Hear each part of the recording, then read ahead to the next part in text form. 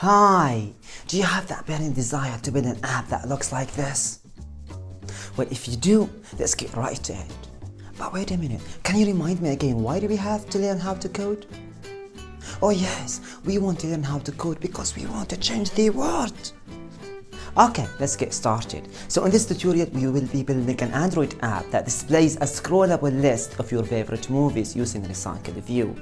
The app displays the movie picture, the movie name, and the movie protection here. We will be using Recyclerview to achieve this, which by the way are advanced and more flexible versions of the good old list views. Now, there are perhaps advanced and indeed recommended ways to implement this tutorial, but I would keep things as simple as possible. What can I say? I'm just a simple person who loves simple stuff.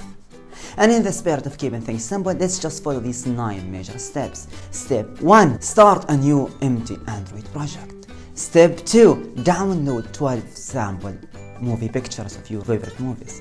Step 3. Implement a model class.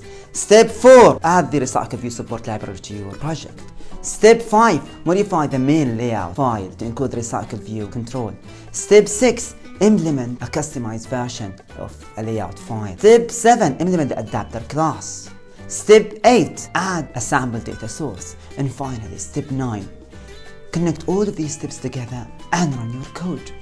And before we actually get down to the coding business, let's just talk really quickly about the adapter class. You see, you'll have to be able to connect and adapt your sample data via the model class to your mobile phone, so they look really nice like this. And to be able to do that, you will have to implement an adapter class, which must have these following features. 1. It must be a subclass that extends the Recyclerview adapter class. 2. It must implement 3 methods, which are onCreateViewHolder method, onBuyViewHolder method, and getItemCount method. And finally, the adapter class must contain implementation of an inner viewholder class. And that's it. Let's get down to code.